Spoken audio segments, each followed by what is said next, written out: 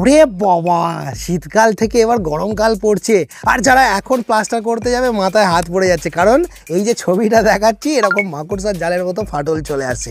এই ফাটলটা কি শুধুমাত্র গরমের জন্য হয়? নানান কারণে হয়। ওয়াটার সিমেন্ট রেশিও,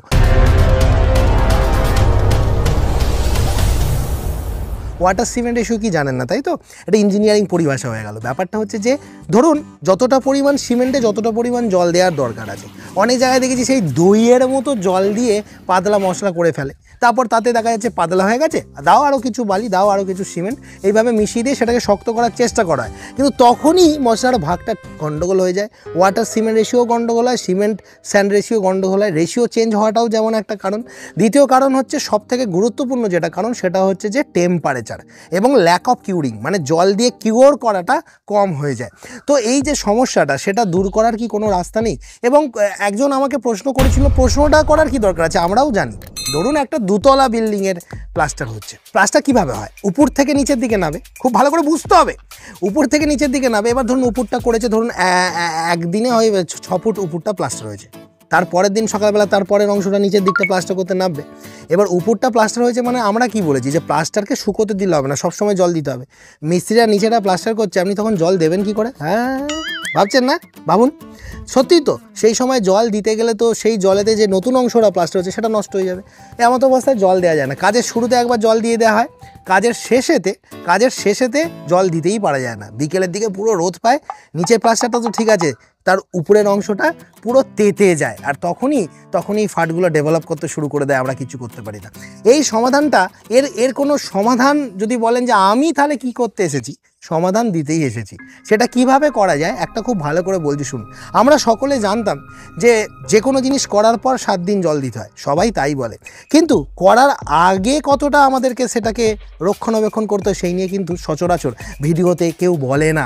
যেমন ধরুন আমি আজকে একটা গাঁথনি করব, সবাই বলে কি গাঁথনি করার আগে ইটটাকে ভিজিয়ে নিতে হয়, কিন্তু কখন ভেজাতে হয় কেউ বলেছে কি? বলেনি না।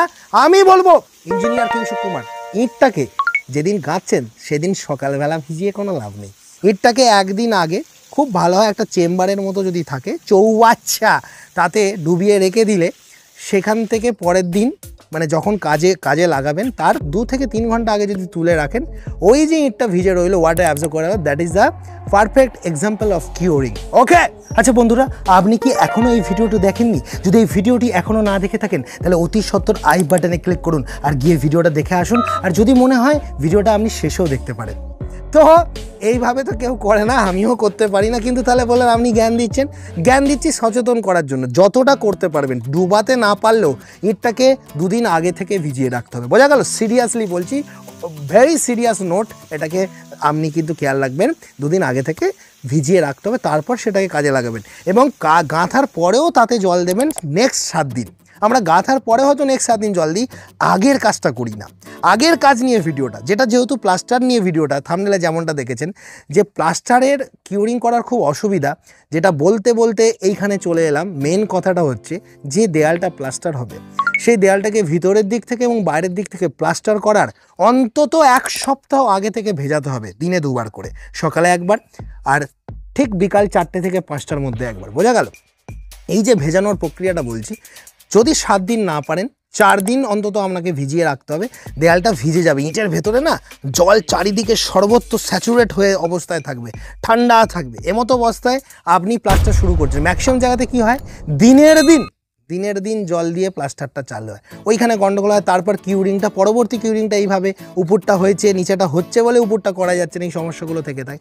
এইভাবে যদি করেন আগে থেকে 4-5 দিন আগে থেকে ভিজিয়ে রেখে, আমি গ্যারান্টি দিচ্ছি এই যে ফাটলটা হচ্ছে না, 100% বলে তো কোনো কিছু বলা যায় না, কারণ কাজের কোয়ালিটি অনেক কিছুর উপর নির্ভর করে, 100% বলা যাবে না, তবে 99% কিন্তু সমাধান হয়ে যাবে।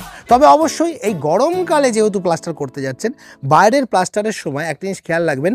আমরা যেমন সাধারণত প্লাস্টারের রেশিওটা বলি 1:4, বাইরে প্লাস্টারের সময় আরেকটু ভাগটাকে হালকা করা যেতে পারে 1:4.5। তার মানেটা কি, যেখানে আমরা বলতাম 4 টিন বালিতে 1 টিন সিমেন্ট দেবেন, এখানে 4.5 টিন বালিতে 1 টিন সিমেন্ট দিয়ে প্লাস্টার রেশিওটাকে একটু হালকা করা যেতে পারে, যেহেতু আপনি কিউরিংটা গরমকালে অতটা ভালো করতে পারছেন না, যেটা শীতকালে ন্যাচারালি ওয়েদারটা ঠান্ডা থাকে বলে হয়ে যেত।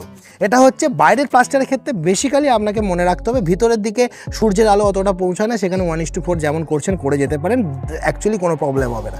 বোঝা গেল? আচ্ছা বন্ধুরা, আপনি কি এখনও এই ভিডিওটি দেখেননি? যদি এই ভিডিওটি এখনও না দেখে থাকেন তাহলে অতি সত্বর আই বাটনে ক্লিক করুন আর গিয়ে ভিডিওটা দেখে আসুন। আর যদি মনে হয় ভিডিওটা আপনি শেষেও দেখতে পারেন। তো এইটার পাশাপাশি এবার যেটা বলবো যে উপরে যখন আপনি ওই জল দিতে পারছেন না, আর একটা কাজ করতে পারেন, ভিজে কাপড়কে খুব ভালোভাবে নিগড়ে নিয়ে ওই প্লাস্টারের গা বরাবর ঝুলিয়ে রাখা। এর ফলে সূর্যের আলোটা যখন গিয়ে ধাক্কা মারবে, ডাইরেক্টলি না গিয়ে একটা ভিজে কাপড়কে ভেদ করে একটুখানি ফিল্টার হয়ে গিয়ে ধাক্কা মারবে। এগুলো করে দেখতে পারেন। এগুলো কোনো চ্যাংড়ামো করার জন্য বলছি না, আমি মজা করে কথা বলতে ভালোবাসি। লাইফে সব কিছুটাকে সিরিয়াস নিলে হয় না, তাই ইঞ্জিনিয়ারিংটাকে ছেলে খেলার ছলে আপনাদের সামনে তুলে ধরতে পছন্দ করি। আচ্ছা, আপনি এই চ্যানেলটি কেন সাবস্ক্রাইব করবেন জানেন? কারণ বাড়ি নির্মাণ বিষয়ে বাংলার একমাত্র কুমার কনস্ট্রাকশনই হলো এমন একটি চ্যানেল যেটা সঠিক পরামর্শ দেয়। তাই দেরি না করে অতি সত্বর আমার চ্যানেলটিকে সাবস্ক্রাইব করে রাখুন আর এরকম ভিডিও প্রতিনিয়ত পেতে থাকুন। বাংলার একমাত্র চ্যানেল কুমার কনস্ট্রাকশন। দুনিয়ার কোনো চ্যানেলের এই ক্ষমতা নেই যাতে নিজের মাতৃভাষায় এইভাবে বোঝাতে পারে। তো আমি এটার জন্য গর্ববোধ করি না। এটার জন্য আপনাদের কাছে একটা জিনিসই বলবো, শুধু নিজে জানবেন না, অন্যকে জানান। কারণ আপনার পাশাপাশি সবাই যদি এগুলো জানে, তাহলে আজকের পর থেকে বাড়ি সবার ভালো হবেই। আমি গ্যারেন্টি দেবো। ইঞ্জিনিয়ার কিংশুক কুমারের এই ভিডিওগুলো যারা এখনও দেখেনি দেখবেন, আর মাঝের এই সাবস্ক্রাইব বাটনটি ক্লিক করলে আমি ভিডিও সাহায্য দিব, যার কারণে আপনাকে আর কেউ ঠকাতেই পারবে না।